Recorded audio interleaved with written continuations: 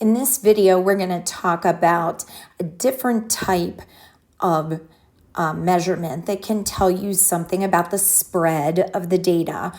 And this calculation is called the mean absolute deviation, or MAD. The mean absolute deviation.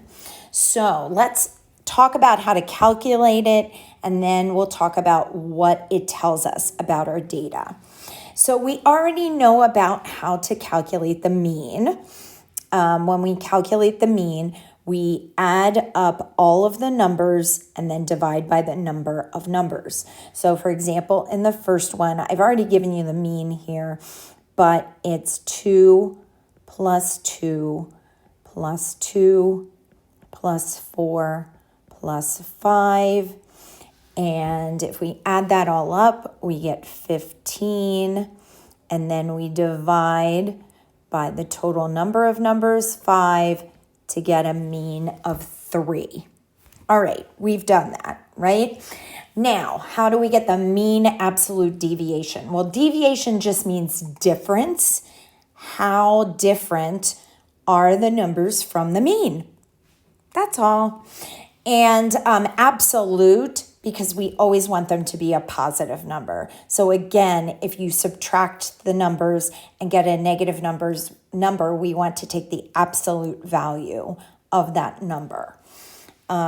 So let me give you an example.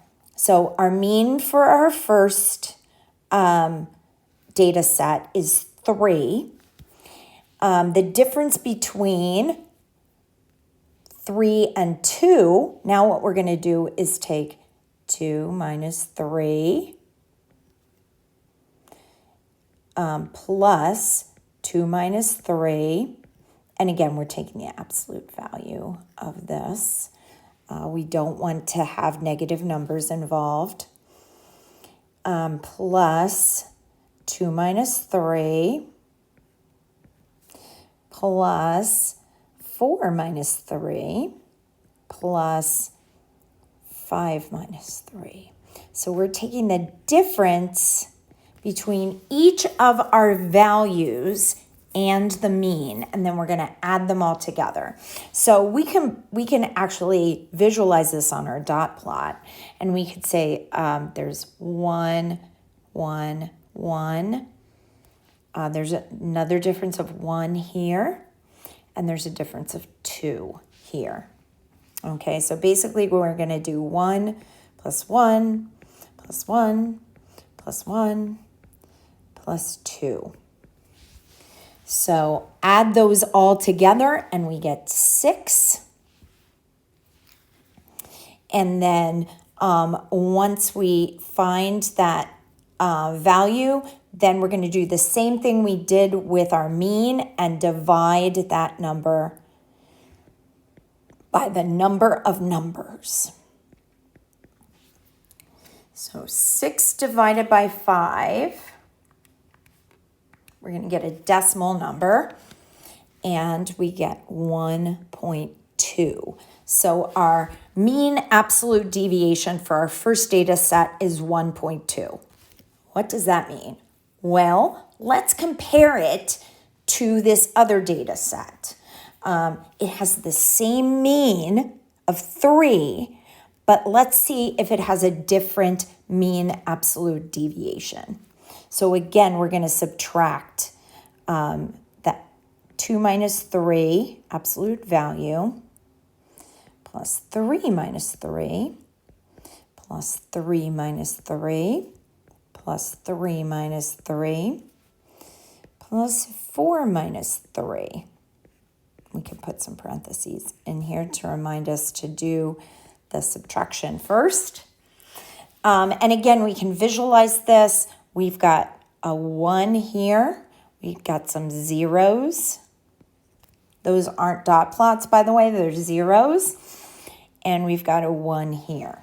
So basically, we've got 1 plus 1 with a bunch of zeros in the middle. So we've got a total of 2, and then we're going to take that number and divide it by the number of numbers That's why the zeros are actually important here, because we need to count them. So we still have 5 numbers. And 2 divided by 5 is 0.4. So now we can compare. What does the mean absolute value tell you? It tells you about the spread or the deviation of the data from the mean. So we can even tell just by looking at our dot plot that more of the dots are really close to the mean, right? If our mean is 3, in the green data, our values are really close to the mean. And in the orange data, our dots are really spread out. So a higher mean absolute deviation tells you that the data is more spread out. So higher mean absolute deviation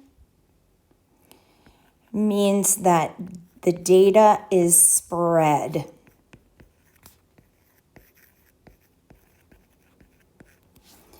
And a lower, in contrast, mean absolute deviation tells you that the data is close to the mean.